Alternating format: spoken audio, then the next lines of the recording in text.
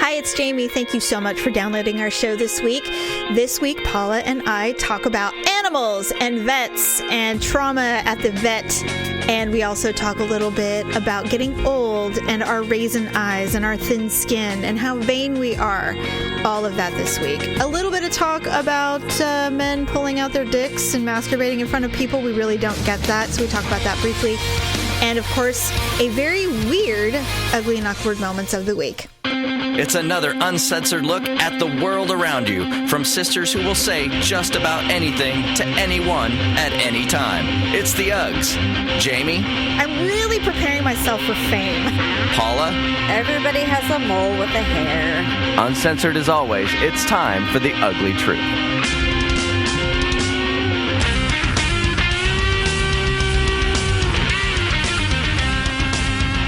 Welcome to the Uglee Truth. It is episode 234. Ugh. I'm Jamie with my sister, my real sister, Paula. We're here to talk about our perverse look on the world of our daily lives. Yay! So thank you for listening. Anyway, so what I hate, and I do this every week, I put my glasses on so I can see our outline, and I sound like I'm holding my nose. Like I feel like the weight of my glasses over my headphones causes me to sound like I'm plugging my nose, and it bothers me so much. So I take my glasses off like a million times when we're doing this show, because I feel like people can hear me sounding stuffy when it's just the glasses laying on my nose. Oh, okay. Isn't that weird? And so I do all these weird things. And I look like Ben Franklin. I've got I'm trying to get them to float over, like I shove them in my earphones so they're kind of just floating in front of my face. It's just ridiculous. Maybe I should just get contacts. If yours is bad enough, but... Well, I'll find out next week. I go next week for my eye test. Oh, when you go for your eye test, just take the advice from me. You'll have two options. They will just take a picture of your entire eye, and it costs like $30. Right. Or yes. They will dilate your eye with using like four little drops, and then it'll be dilated for like 4 hours, and that's free through your insurance. Right. I recommend doing the thing where they just take a picture of your eye. My eye doctor does both. If he takes a photo of the inside of your eyeball, they will still dilate your eye. At least for me, because I have freckles on the back of my eye. So do I. That look like bear paws. Oh, you do have them. That when I just went for my eye exam, I opted to do the big eye picture, and she's like, "Oh, see these little spots?" She's like, "Those are freckles," and I am like, "I have freckles in the back of my eye. I love it." That is hysterical. You have the freckle eyes too. I'm like, I really do. The doctor said it looks like a little baby bear walked across the back of your eye. I have like 4 of them. And he said, so we really need to check them every year. And so they try to get me to dilate my eyes every year so they can get a really good look at them, even if they do the picture. Oh. I'm like, I'm not a fan of the whole picture thing. I'm afraid of that it's going to give me eye cancer or something, like the radiation or something. For I don't know. Sakes. Well, Hey! if they're going to have to dilate your eyes anyway, you might as well just do the dilation. Right. And save yourself $25. You know what? And I freaking hate getting my eyes dilated. Nobody likes it. It stings. Yes, it does hurt, but it also makes me reliant upon Daryl for a few hours, and that makes me mad. I get so hostile. I hate it. I go, is this what it's going to be like when I'm old and my eyes have turned to complete raisins and I can't see anything? He's like, what are you talking about? I go, stop leading me around. I go, just read what's on the menu. What are we having for lunch? I hate it. I sound like our mother when she gets a migraine, where she has her big Jackie O glasses and her, her scarf around her neck. She's like, daughter, I need some water. I'm parched. I literally turn into her. I'm like, where's the water? I can't see. Oh my God. Hand it to me. And Daryl's like, no problem. And I'm like, don't be so friendly. I'm just the worst. I'm absolutely the worst. So anyway, so you went, you had the photo taken, you have freckle eyes. I also have a far-sighted prescription, and I also have a nearsighted prescription. I knew I was having problems reading things up close. I thought that was an age thing. Yeah. And it still can be, you know, that does happen when you get older. I was disappointed that I was already starting to hold out my arm and read things under the light bulb. But I guess that happens. I thought I had more time, you know? Yeah. I'm not even 40, but I'm a vibrant young woman. What's going on? I really thought I had more time.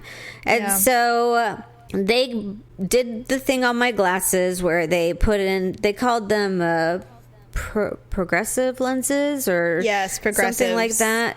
Yes. And they said, what we'll do is we'll put the prescription for the seeing on the lower part of the lens. Right. The middle will just be like regular eyesight stuff, but still corrected. And then on the top will be for like really far distances, like when you're driving and things like that.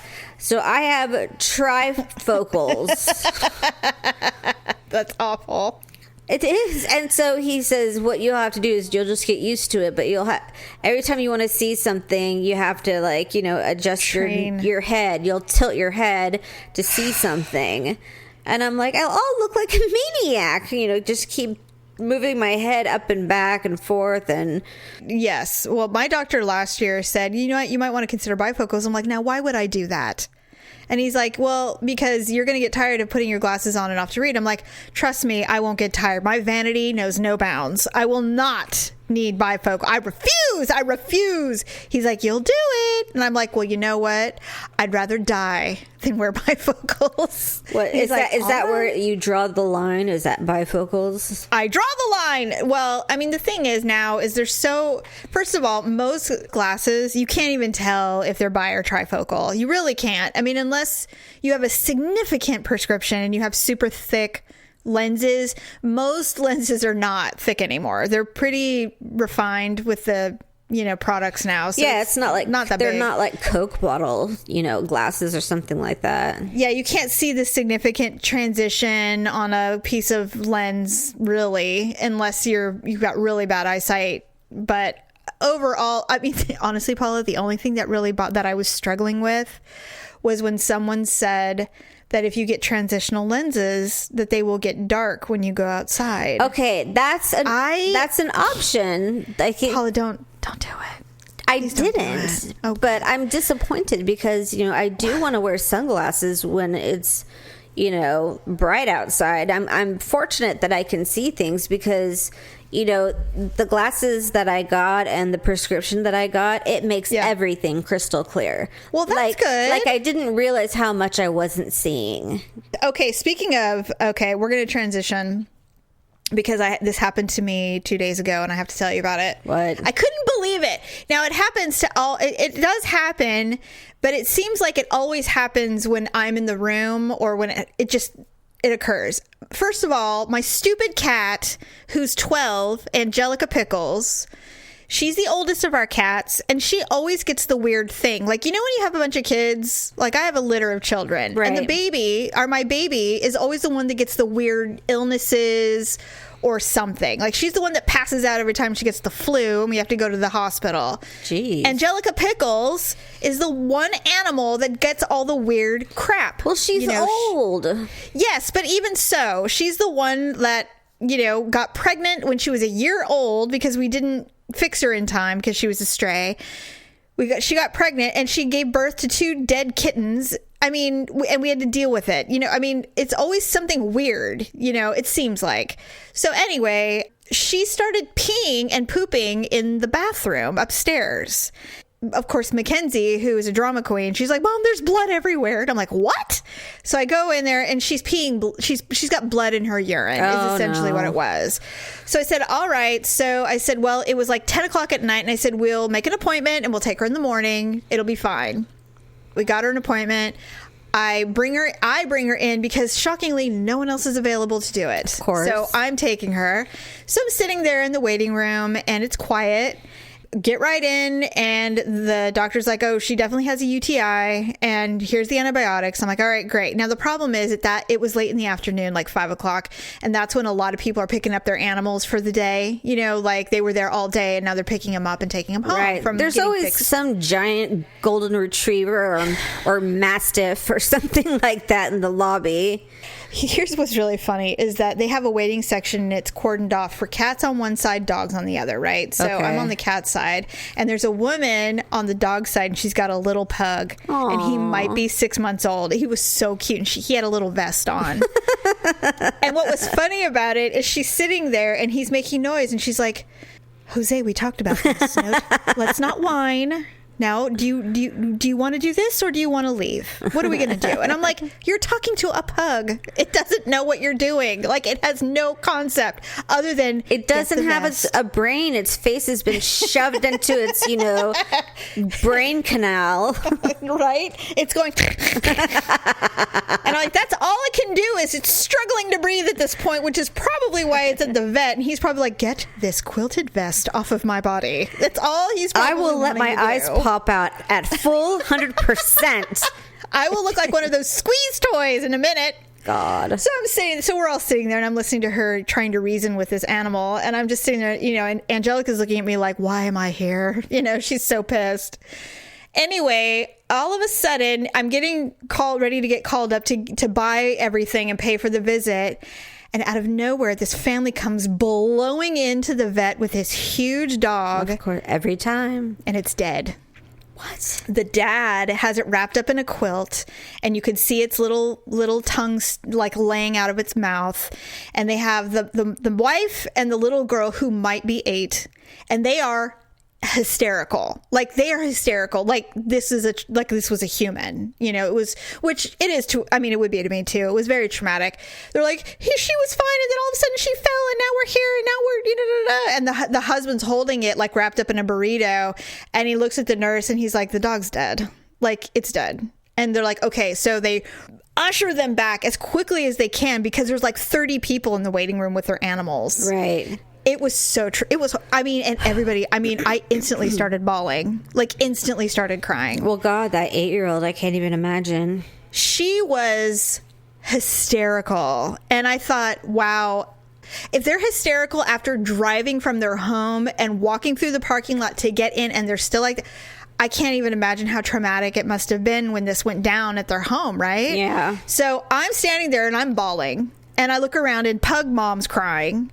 And then there's other people who are just trying to get the hell out of there because no one wants to deal with that. Everybody just saw.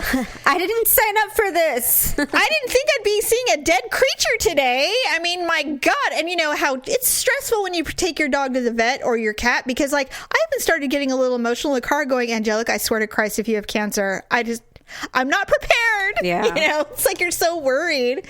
They finally called me up, and it got really quiet. Everybody was gone. I was like the last one. And I walked up there, and I was paying for everything. And I said, does that happen a lot? And the lady looks at me, and she's like, well, and I'm like, really? She goes, when it happens, it's like that. Because people don't know what to do. So they bring them to their doctor and go, are you sure he's dead? And plus, what are you going to do with an 80-pound dog? Are you going to bury it in the backyard? You can't. It's too big. And it obviously was a shock. The dog was not old. Mm-hmm. It was a young dog. Everybody has a story like that. Everybody has a story about traumatically losing a pet, and it's almost always a dog or, usually a dog or a cat. Yeah. I mean, we lost Annie, our dog, traumatically. Oh, yeah. Yeah, she died at the vet. Daryl went in to get, pay, because you still got to pay. Mm-hmm. Went in, and all the nurses were crying. They were so distraught that Annie had passed away, and she was probably going to die anyway. I kind of had resolved that when I said goodbye to her the first time. I knew I'd never see her again, but everybody was super hopeful. Didn't work out. And when I was telling the story, there were 5 nurses, and we were talking, and I was telling the story, and all their faces were like gut punch. They're like, oh my God. I'm like, yeah, but it happens to everybody. I mean, you have your story with Calvin. Oh God. That was absolutely devastating. And the thing is that at the end of the day, although you never want to go through the trauma, especially when they don't just slip into death, and it's always something horrific, you wouldn't take it back. I mean, you wouldn't not have them. You would always want to have known that you had them, right? I mean, you wouldn't want to say, well, I'd rather never have Calvin than to have to go through that. Like, It's almost, I don't know. Anyway, so when I said, well, they have my heart tonight, they're like, oh, you're so sweet. And so I'm leaving. And when I'm leaving, the family's leaving. And, I can't help myself. So the mom and the son and the grandpa are getting in the car, and the dad and the little girl are still on this other side, and I have to drive past them.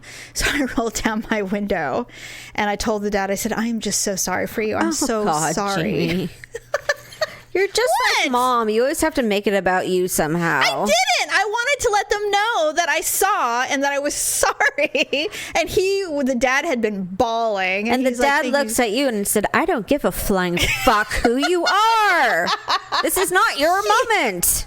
No, they were out in the parking lot. It wasn't like I was going into the room like I'm the angel of death with their dog. You just have to insert yourself in people's lives and business. You're going to be like Mom, going over to their house and reading scriptures to them and, that is not true.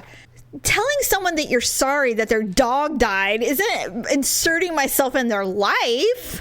Come on. Come on. You mean to tell me you wouldn't have done anything? No, I would just ignored their presence. I would let them be at peace. He was waiting for me to drive past so he could do it, and my window was down. I told him I was sorry, and he said thank you so much, and I kept going. It was like, this waiting room is tiny. It's not like he didn't see me standing there with my stupid cat who had the UTI, Anyway, regardless, no one's prepared to see a dead dog in a quilt when you go to the vet. That's all I'm saying. It was traumatic. It was a traumatic experience, and even the pug was struggling. That's all I'm saying. Everybody has this special animal. Mm-hmm. And you just can't, you can't help it. Yeah. At the time when Arthur was dying, he was 14. Yeah. He couldn't walk. And I was researching wheelchairs for cats because I could not process that he was dying. We both were. I remember trying to research that. And like, how come there are no wheelchairs for paralyzed cats? Victor was going to build you one. Yeah, because I was like, no, he's going to get through this. We just need to get him through this. And the reality is that he was dying. And really what should have happened is that the vet should have been honest and said, listen, he threw a blood clot. He's going to die. He's not in pain yet, but he could be any second. The second that blood clot moves, it's over. And I would have been reasonable. And ultimately, 2 days later, I ended up having to put him down anyway. Yeah. So to me, that was a bit irresponsible of the vet to allow me to believe that I could buy a wheelchair for a cat and deal with it with, put diapers on him and stuff. That was never going to happen. And Arthur, that stupid cat was telling me he ripped all that shit out of his body and flung his paralyzed body off of my bed and pulled himself along the floor looking for a place to die. And I'm like, that should have been clue enough. I know. That's cruel. I mean, it was not cruel. For you, but I mean, for like the cat and stuff. I know with Calvin, she suspected what had happened, and so she ran the test, and it tells you like liver or kidney levels. Yes. And how much the kidney is filtering, and she says something like they were like outrageous or something like the kidneys weren't operating at all, like full renal failure. Yeah, and she says he's in complete renal failure. And it's painful. She says it can't be reversed in cats or animals. No, it can't. And so she says, you can take him home for like 2 days, but then he'd have to come back. Did you take him home? No. Oh, really? I couldn't do it. I couldn't take him home knowing that he was sick and and knowing that we were just on borrowed time. It was such a devastating thought. Oh, I know. It's, you know what? That's the thing that sucks because, we love these little creatures knowing full well that we're going to outlive them. And we take that bargain anyway, regardless, because they're so great. I don't have any regrets. I mean, I don't. It's just that heartache that only can be filled with a new animal. Yeah. It can only be filled with a new pet. I swear to God, it's the cycle of life. Yeah. It's just very difficult. Speaking of old, you were saying what other things that you do that make you feel old, and I was trying to think about stuff that I do that makes me feel old, and I couldn't really think of anything other than my constant complaint that I'm always cold because I have thin skin now. Yeah. I'm fairly certain that's what it is. So does it bother you that you're on like the downscale of your decade? I don't think so because I'm healthy. If I wasn't healthy, if I was really struggling physically or health-wise, I would probably feel a lot older than I do. In fact, Daryl and I were walking somewhere the other day, and I'm like, God damn, you would never know that we were. But, you know, our age, our mid-40s, is not what it used to be. Like, it used to be old, and now it's like prime of your life. It's different because everybody's living longer. So it doesn't feel like as old as it used to be. People used to retire at 50. That's crazy. That's unheard of now. Even if you're a millionaire, people still work till they're 50, till they're in their 60s and 70s. Who wants to do that? Nobody. No one. Although I was thinking about like stuff that makes me feel old, other than that I'm cold all the time. I was thinking, I'm like, well, I don't know about that, but there's stuff that I do by myself that I wouldn't do in front of anyone else. And I'm wondering if that's going to change as I get older, because it seems so immature. What do you do? Like things. Read Reader's Digest or something? No, nothing like that. But for example, no, really bizarre shit. Like the other day I was practicing my red carpet pose.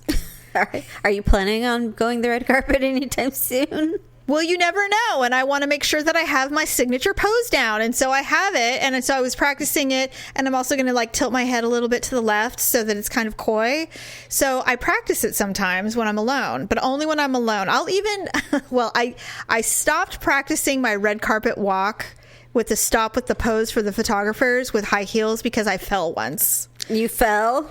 Yes, I fell practicing. And so I don't wear my high heels when I practice anymore, but I do occasionally will look in the mirror and go, you know what, I better practice that pose because you just never know.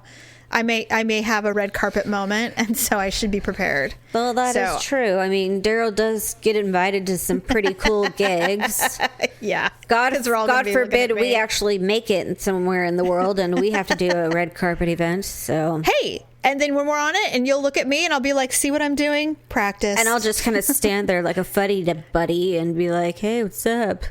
It's like, look, it's Lena Dunham's little sister. She has no concept of how to stand. I'll sit here and cross my arms and rest them on my fat belly. You'll do the hunchback and be like, oh. And I'll be like, Paula, you know, I will tell you that if Lena Dunham would just listened to some person about how to stand on a red carpet, there would be no discussion about her poor posture, because no one either she completely ignored the advice, or no one decided to talk to her about how to hold her head up and unhunch her shoulders just a little bit to look a little more refined on the red carpet. I think she had no desire whatsoever to look feminine. I get it. I mean, that's where she was so liberal and naked in her show, and it wasn't like she was trying to be pretty in her show. She was like flat-footed, walking around, getting drinks and this giant muff and all this stuff. Muff. And I'm just like, could you be any more attractive or unattractive? Like forcefully unattractive. Jeez. Well, guys don't want to see that shit. You know, especially new guys. They want to still think that you're, you know, a beautiful human being. It's not until you've been together for a long time do they say that, you know, they don't see that anymore. They point out your mole hair. Has anybody ever done that to you? Victor pointed out my mole hair, but he says he was trying to help me. I'm like, what do you mean? He says, I just help you how? I was letting you know that it was getting kind of long, and I know that you get nervous about it or you're self-conscious about it. And yes, and you pointing it out to me while we're watching television is definitely helpful. I said, you never point that out to me. And he's like, why? I'm like, I will find it.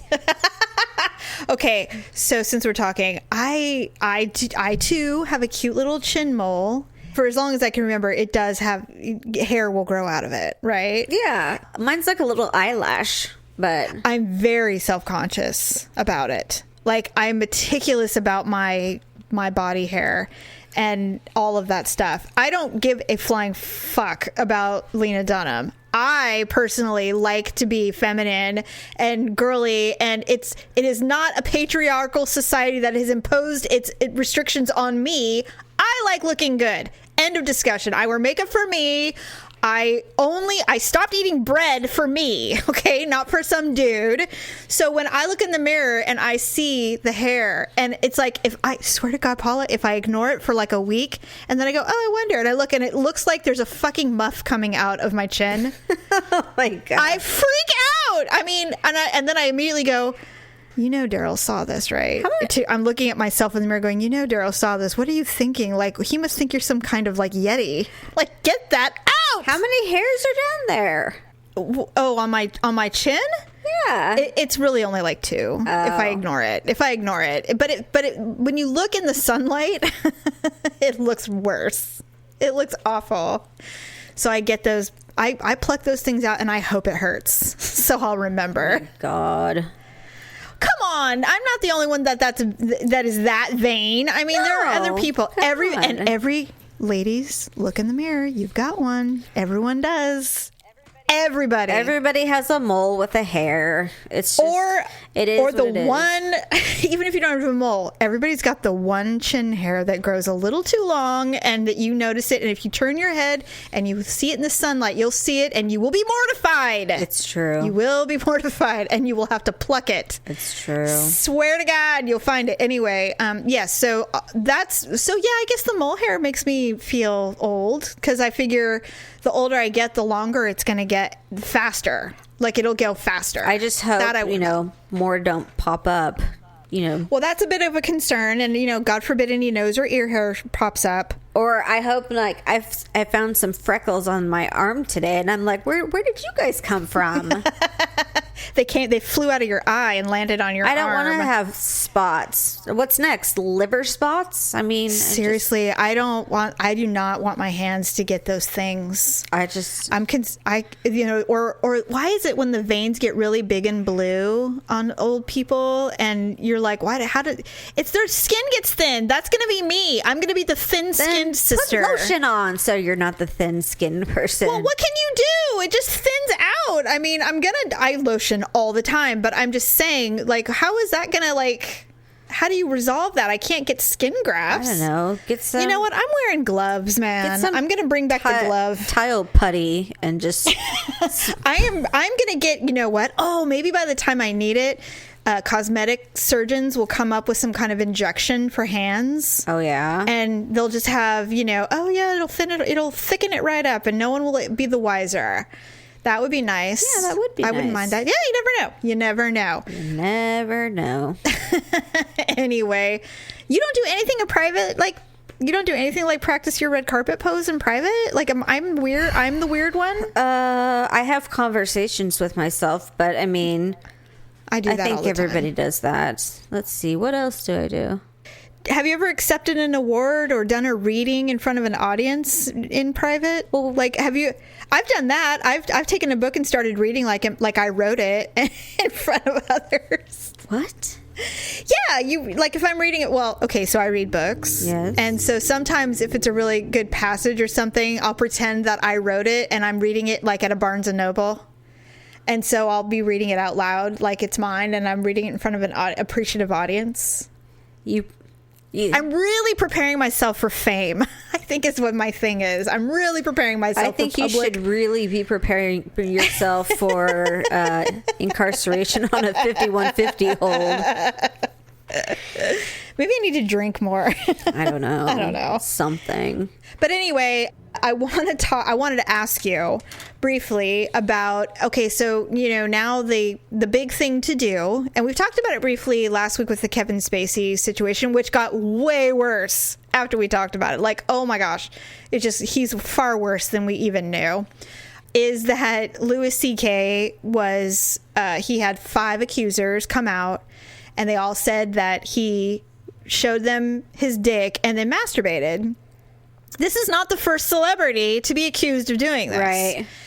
I was reading that going, why are men so inclined, not all men, but why are these men so inclined to take off their pants and jerk it in front of people? Maybe it's just like a fetish thing.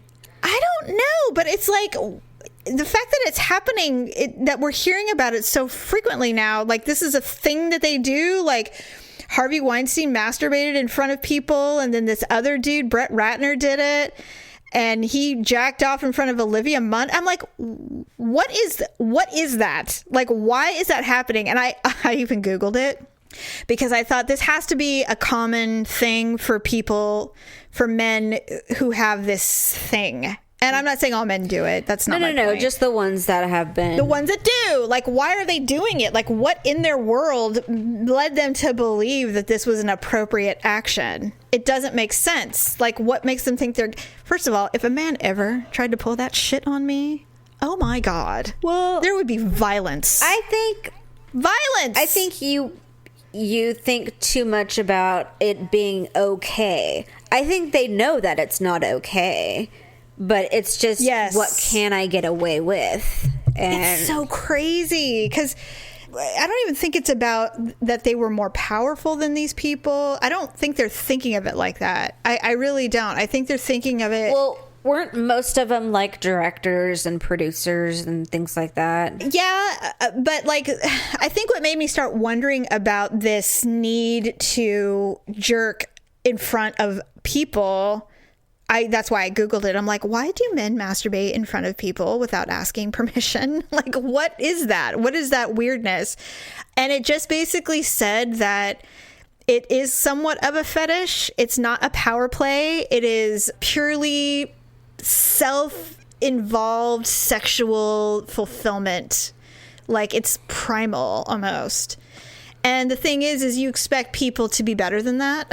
You know, that's kind of the point of human society, is right. You're better than your primal urges.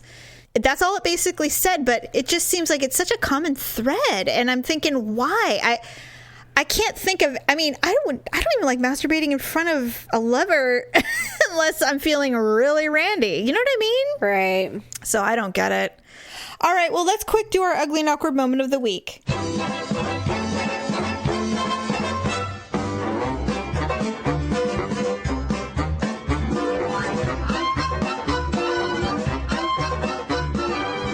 I recently was put on a new medication, and it says in the little side notes that typically says, you know, will cause you to be sleepy, don't drink alcohol, blah, blah, blah. Right. There was just one that said will cause drowsiness. I'm just like, well, I'm like, my doctor said I could take it in the morning, so I better, take the kids to school, then take it and just see what happens. Right. So when I do that, like within 20 minutes, I'm crashed out on the couch because it's strong.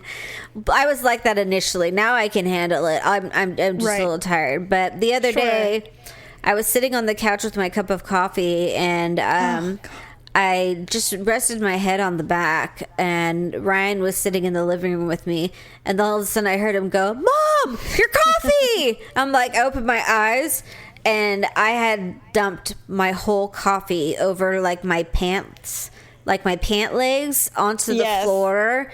And I mean, it was a full cup of coffee. Did you burn yourself? No, it was cold, but because you had slept that long? I don't really know.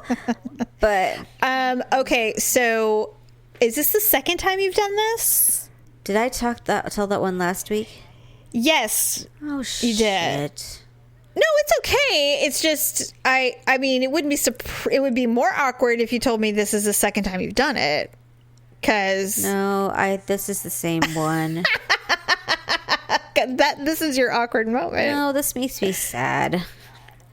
No, why? Because I can't ever remember anything. It'll be fine. Actually, I really thought that I just did that like 2 days ago. Well, you might have. That's why I'm saying. Are you sure? Because the story's a little different. No, it's must be the same thing. Okay, because it sounded different. That's why I'm like, didn't you do this again? I mean, is this the second time you've done that? Because the first time you did spill it, but you it was different. It just sounded different. So I shouldn't have said anything. I should have just let you do it. Do you have a good ugly awkward moment? Mine is a joint because I didn't have my own.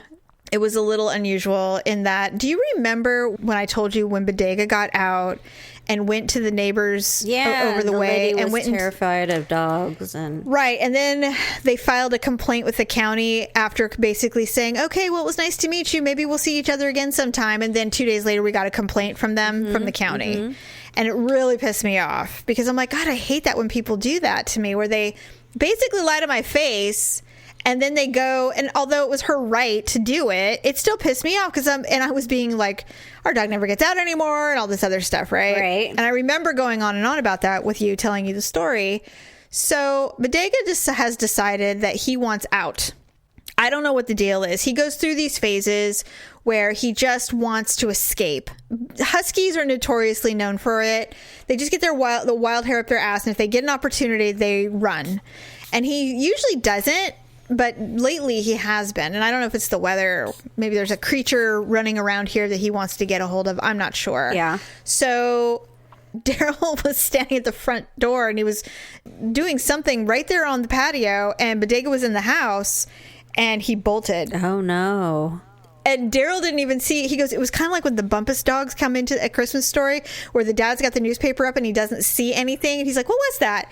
That's basically, he basically snuck by Daryl and then just ran. And where did that little fucker go? To that people's house? Towards the people's house.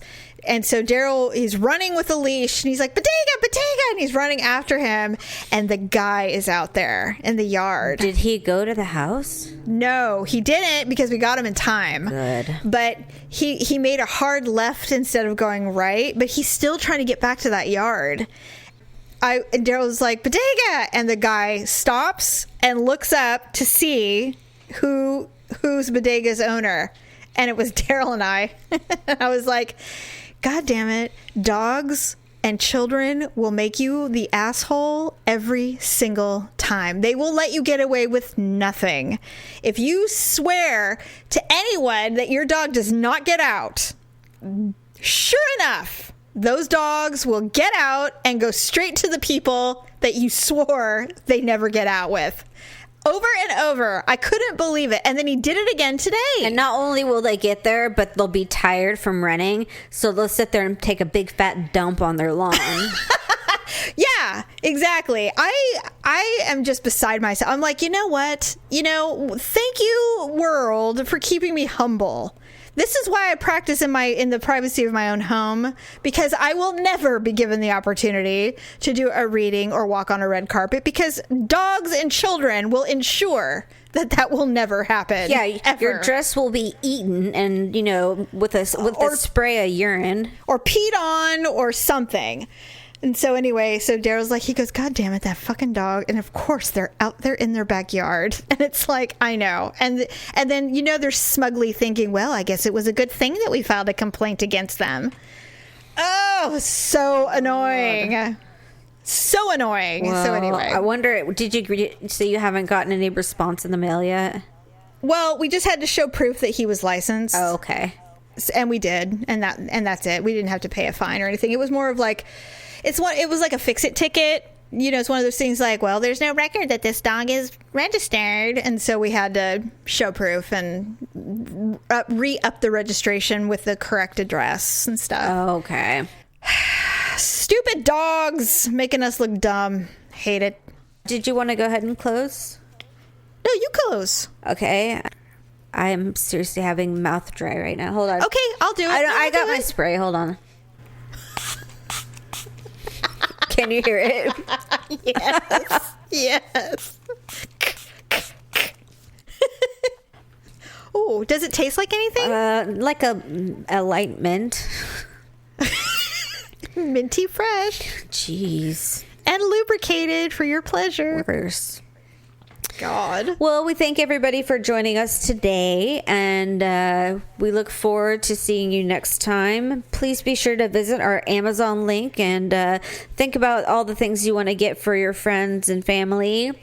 if you do register with Amazon, you can create wish lists. And so if there is something that you're thinking about getting, you know, Uncle Joe or something, you can pop it in Uncle Joe's wish list and it'll just save it for you and make your shopping a lot easier.